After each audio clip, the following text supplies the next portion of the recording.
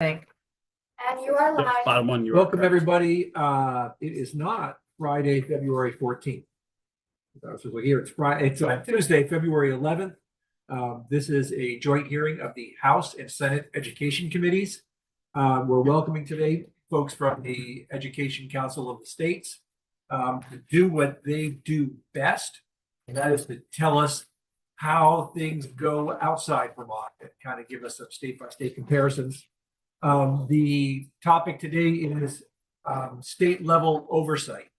And this is really looking at the issue of an agency versus a department, a secretary that is appointed by the governor versus a commissioner that is directed by the State Board of Education. Vermont, we have made that transition, but still retain vestiges of the old system. So we thought it would be a good time to take a look at what we've had and what we hope to have. Anyway, we're going to turn it over to Joel and company to introduce yourselves and give us your presentation. Great. Thank you all so much. Are you able to see my slides? Perfect. Great. Good. Thank you so much for having us today. Again, my name is Joel Moore. I am the Director of State Relations with Education Commission of the States, and also have the privilege of serving as ECS's liaison to the policymakers in Vermont. Happy to be your go-to person with any questions you might have, and it's always my job to get y'all to the right resources within ECS. We haven't spoken with the Senate this year, so very briefly as an introduction for those who may not be familiar with Education Commission of the States.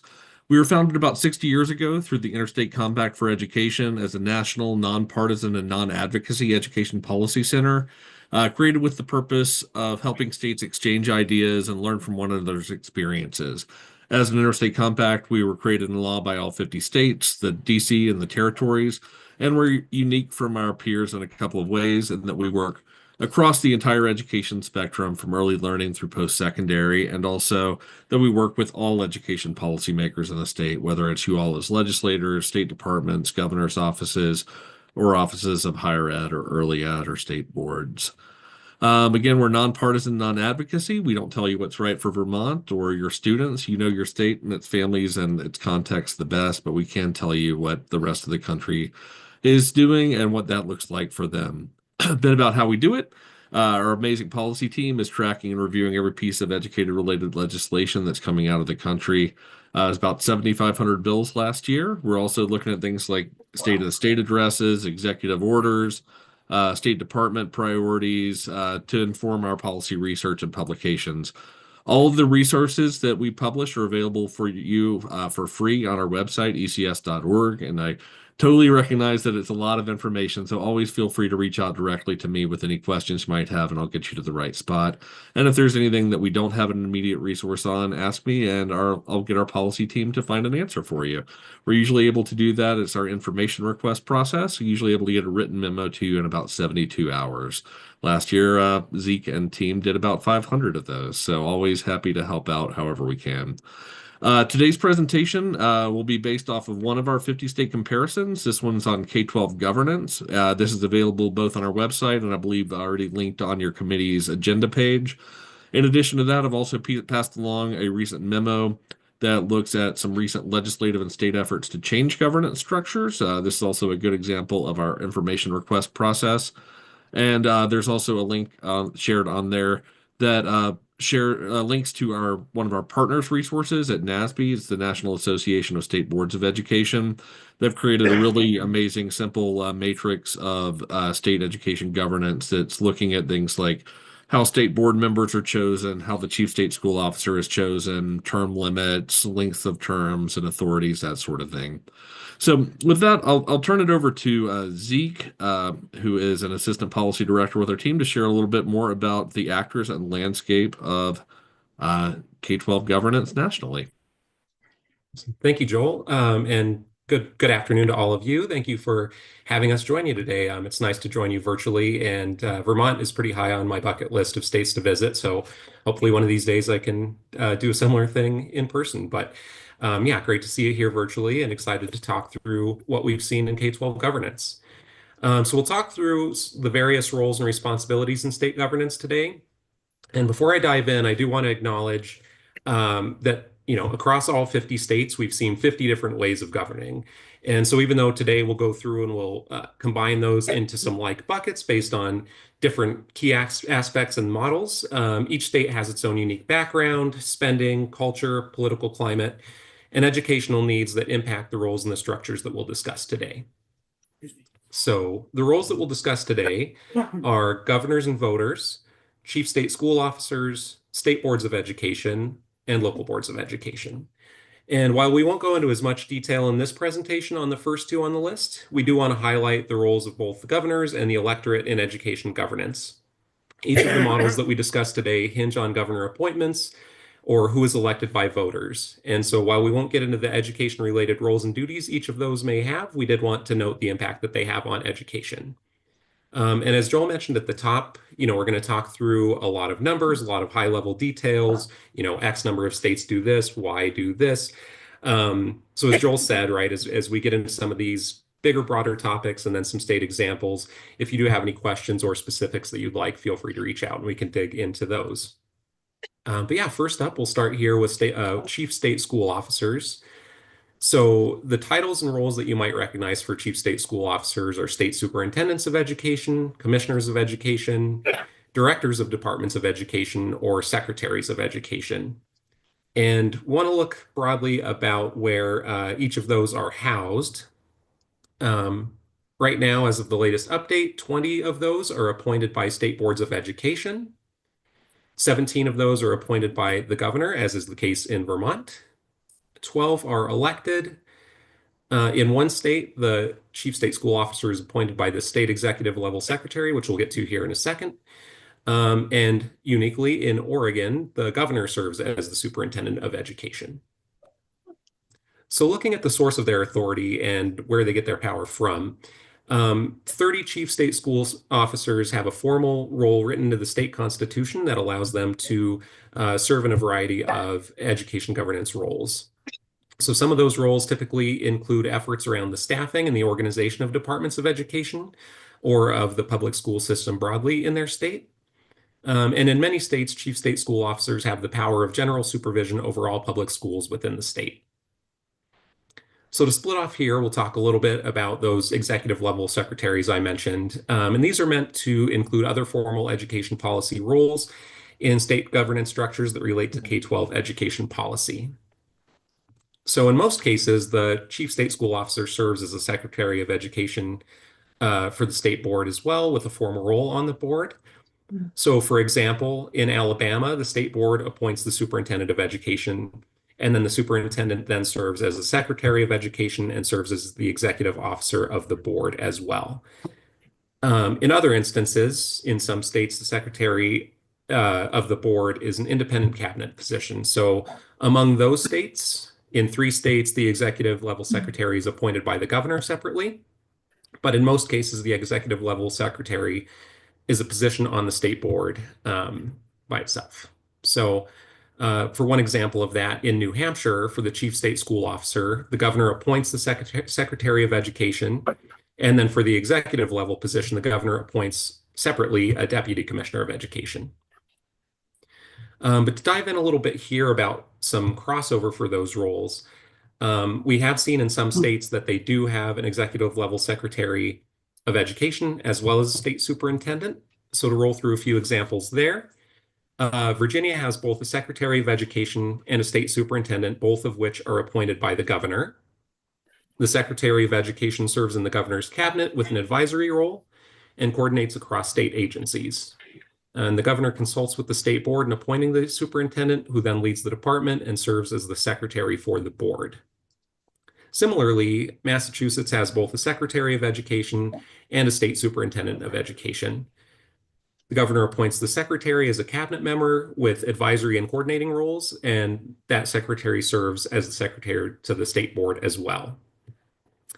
The state superintendent is recommended to the secretary by a 2/3 vote of all its members for the secretary's approval. And looking at a recent change, Ohio recently made major tweaks to its governance system, moving most of the functions of its Department of Education into a new cabinet level Office of Education and Workforce, with the director there under the governor leading that work. So there, the state superintendent remains the head of the State Department of Education, which primarily administers teacher licensure. Next up, we'll dive into state boards of education. So looking at state boards of ed and the membership there. I'm going to interrupt for a moment if I could. Sure, Could you, absolutely. would you just distinguish for a moment the difference between a superintendent and a secretary? Yeah. So in many states, those roles are alike. Looking at our 50-state comparison, there are some states where that secretary and the superintendent are one and the same. The roles for both are kind of, the secretary will do the roles prescribed as a secretary, as well as the roles prescribed as a superintendent. You have one individual doing both of those things. And then in those other states, those are split out into two separate roles. So, a little tricky in some state nuance with how those are split out. But across states, I'd say we see primarily one person serving in both roles, and then in a fewer number of states, those being split out. Yeah, I would add to that that often the folks who have often it's largely a similar role with different titles, but the person in the secretary role usually has a more formal role with the State Board of Education. Thank you. Absolutely. Yeah, a lot of the use of the word secretary, and in some states, secretary is, they're the secretary of the state and secretary of a board, so it does get a little tricky in some states. But yeah, looking now at state boards of education, we'll start looking at the membership, specifically the number of voting members, and that varies pretty widely by state. Typically, the most common number of members that we see is 7 to 9 members. 7 is the lowest among states, although some territories do have 5. Some states have many more. So we have Pennsylvania with 21 voting members and Ohio with 19, but 7 to 9 is the most common range that we see. And we have seen a growing number of states recognize the role that students and teachers can play in education governance. So in 21 states in the District of Columbia, their board includes a student representative, and I know that's the case in Vermont. And in 12 states now, their Board of Education has teacher representation on the board, with 3 states including either the current or former Teacher of the Year. Next up, looking at how those board members are selected, typically either falls into governor appointment by another authority, or an elected board. So according to the latest from the National Association of State Boards of Education, which Joel mentioned, there are 35 states in which state boards are appointed. Vermont also falls into that category. So for those 35 states where the board members are appointed, in the majority of those, the governor appoints the board, either fully for all of the members on the board or in conjunction with some other selection. But in other states, different groups or individuals or agencies might play that role. So in other states, the legislature, the lieutenant governor, speaker of the House, the treasurer, or other bodies or individuals appoint the board members. In 15 states and some additional territories where some or all of the members of the board are appointed, they're appointed through election. In 10 of those 15 states, and again, sorry for all of the numbers, but in 10 of those 15, they have only elected members rather than a mix of elected and appointed, as is the case in those other 5. And again, within any of those given approaches, there's a lot of nuance. So in some states, the governor might make the appointments, but they might do so based on a select number of individuals that's put forward to them by the General Assembly. In other states, they make the appointments with the advice and consent of the Senate. There are a lot of nuance in how those appointments take place, whether that's done by the governor or another body. So to look at what these boards are in charge of, typically the main areas of policy authority that we see resting with boards is around teacher licensure or state standards. So in the majority of states, 33 states to be specific, the authority to oversee teacher licensure rests with the State Board of Education. In other states, that power might be left to the state education agency or to a professional standards commission.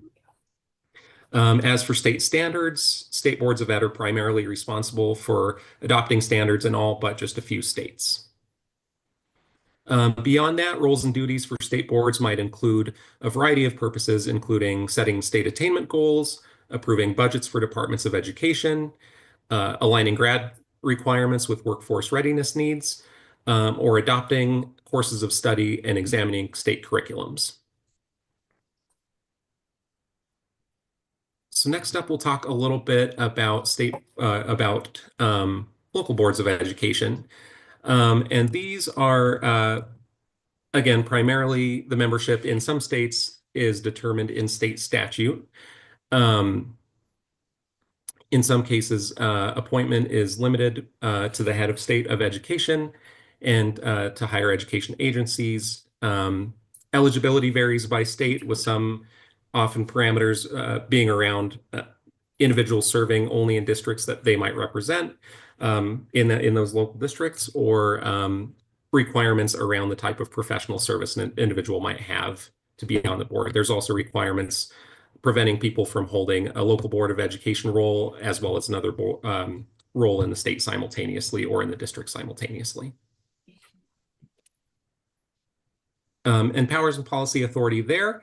In some states, we do see statutory or constitutional authority for the state boards of education or for the chief state school officers, providing that they have some district authority, but in most cases, districts and those local boards of education are in charge of any of the schools within their purview. All right, next up, we'll talk about some of the state governance models we mentioned at the top. So once again, each of these states that we'll talk about are pretty widely different, but even so, we can group them into similar models based on different state structures. So today we'll talk through 4 common models of state governance, plus some additional examples that don't quite fit in here. And this map up front previews what those look like, kind of gives you an idea of how widespread the different models are used across the country. And, there's not really any regional commonalities between any of these models. It's very widespread across the US. So first up, model 1 is the appointed board, appointed chief model. In this model, voters elect the governor, who then appoints both members of the State Board of Education and the chief state school officer. As you know, Vermont follows this model, and these are highlighted here in the light purple. To give it a state example, Tennessee follows this approach. So the governor appoints members of the board. That's confirmed by the General Assembly. And then the Commissioner of Education is also appointed by the governor. Next up for Model 2, this is the governor appointment and board appointment model. In this model, voters elect the governor, who then appoints either all or most of the members of the State Board of Education, depending on the state. The state board then in turn appoints the chief state school officer, and those are highlighted here in the dark green. For a state example for this one, West Virginia follows this model. So members are appointed by the governor, and then the state superintendent of schools is appointed by the State Board of Education and serves at the pleasure of the board. Next up, we'll look at Model 3. This is the appointed board and elected chief model. So here, voters elect the governor and the chief state school officer, and then the governor appoints the State Board of Education members. These examples are highlighted here in the dark purple. In a state example for this one, Georgia, state board members are appointed by the governor with the advice and consent of the Senate, and then the state school superintendent is elected on a public ballot by the voters on a partisan ballot. And then finally, we have Model 4, which is the elected board, and then the board appoints the chief model, catchy name.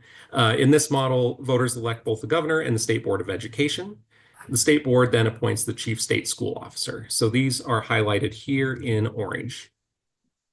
To use Colorado as an example for this one, the State Board of Education is elected through popular vote on a partisan ballot. And then the Commissioner of Education is appointed by that board and serves at the pleasure of the board.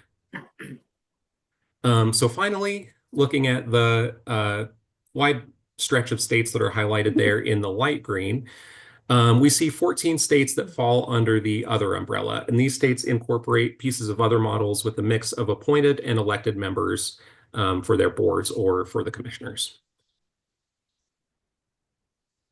So to summarize here and kind of take a step back and look at key takeaways, again, as we've mentioned before, there are 50 states, and with that, 50 different ways of governance. So even though they're bucketed into the different models here, those unique characteristics of any given state really affect the specifics of selection, eligibility, the roles that they play, whether that's in the Constitution or in statute. As we talked about with executive level roles, that gets split out as well. So what we've heard across states, even though there's a wide variety of models, and even though we can bucket them to common models, we haven't heard from states that any one given model works better than others. But what we have heard is that regardless of the governance approach used or how power is split across the roles in the state, we've consistently heard that collaboration across the groups is key. And finally, we've heard that ensuring that student achievement, student success is placed at the forefront is important. And ensuring that measurables and achievable goals are set related to student achievement so that any efforts across any of these roles are aimed at that leads to the most effective and efficient governance across states. With that, we'll pause and take questions. Great, thank you. You're speaking to two different committee rooms. I think maybe if you could stop sharing your screen, we'll be able to see each other. Great.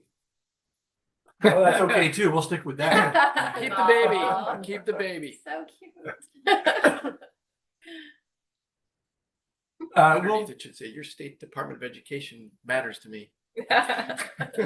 So somebody's going to need to stop sharing their screen for us to see each other. But if you really would like us to continue to look at this adorable baby, we can do that as well. We'll begin in the House Education. I'm really room. trying, y'all. I apologize. There we go. There we go. Could you talk a little bit about the tasks and duties of state boards? You mentioned only a few, and frankly, they weren't the roles that are probably the most powerful, such as rulemaking, setting of standards, that sort of thing. But particularly rulemaking. Do you have any data as to how that divides between agencies, departments, and state boards?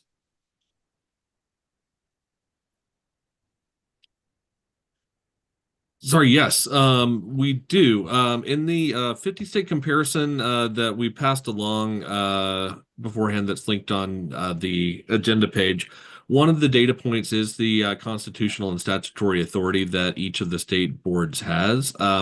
As Zeke mentioned, it varies pretty widely between state boards. They can, the state board in Alaska, for example, has the authority to even determine and disperse, they make final decisions on school employee compensation and compensation for administrative officers, where, often in many other states, that's more at the local level. It really, really varies widely. I think that some of the more common places that everyone has authority are in teacher licensure generally, and in curriculum decisions. Zeke, do you have additional insight on that? Sure, yeah. Just plus one that it varies widely. In some states, statute or constitution simply writes out that the board will serve as an advisory role to the chief state school officer. Some statute and constitution gets really granular about each of the roles that they can take, whether that's financing, whether that's being in charge of certain reports related to education, kind of just laying out a laundry list of approaches. Some are more broad and sweeping, giving them a broad general power over, any education matters and keeping it at that level. But yeah, it truly does vary pretty widely by state within any of those buckets. I'll take a look at the document that you sent, but really we often love to compare ourselves to other New England states or how other New England states operate.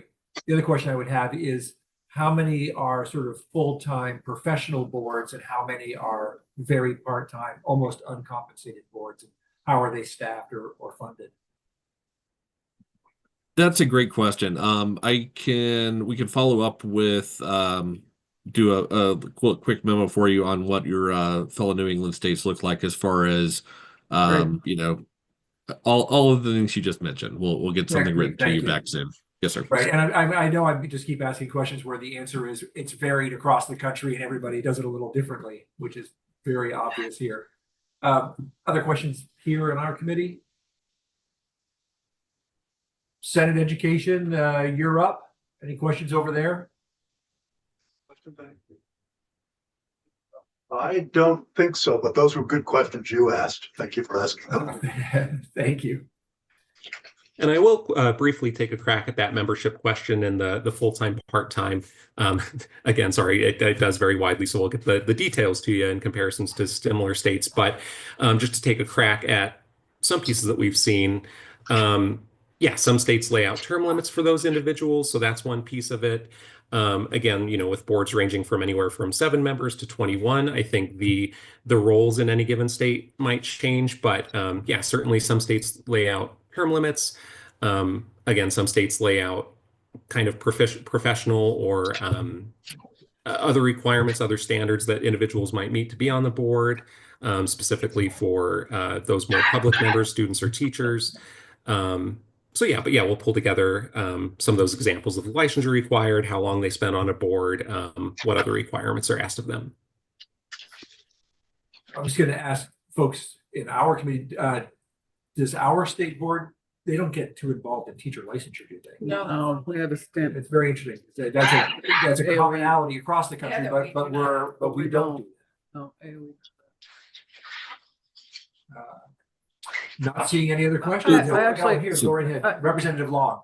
I'll just ask quickly, the state of Vermont did make a change in 2012 from a commissioner of education to a secretary, elevated the position to a secretary, although in both cases they were appointed by the governor. But we've received testimony from the last commissioner of education who became the first secretary of education.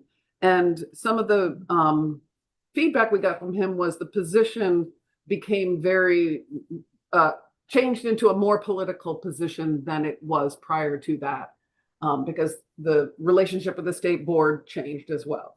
So I'm just curious about any feedback you have on that from other states, or how that plays out elsewhere.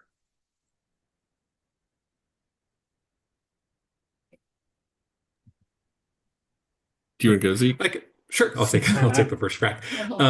Yeah, so we have seen across states, some states assembled task forces related to education governance with some of those findings, and tried to look at most efficient uses of each role. So we can certainly look into those. I will say the examples are pretty limited. I think the most recent one was focused only on higher education governance. But yeah, we can look at what states have found there in terms of where they put certain roles or certain powers within. Certain powers within certain roles across the state. Joel, do you have any thoughts about the political piece of those? Sure. I mean, I just add, obviously, with any sort of appointment by an elected official, there is going to be some degree of politics behind it. I think it is also interesting and worthy of note that Vermont is in a relatively unique position on the national landscape, in that you have a legislature that is and has for a little while now been united on one side of the aisle with the governor across the aisle. There are actually only, I think, 6 states around the country in that position right now, or 7, other than you all. So it's a relatively unique political environment there. And of those, only it's you all, Virginia and Nevada, who have a legislature of one party with a governor of the opposite party, and the governor makes the appointment. You're looking at other states, Arizona, North Carolina, Wisconsin, have that split legislature governor variance, but the chief state school officer is directly elected. And then Kansas and Kentucky are the other two. And their state board makes the appointment rather than the governor. So it is a relatively unique position that y'all are in. Yeah, and I'll just say, when the position shifted, it is much less partisan political here, because it was under a Democratic governor where it shifted, and now it's under a Republican governor, and the legislatively leadership has been Democratic throughout that whole time. So I'll just say that it's less partisan politics, but more power at the executive level is what I'm trying to get at.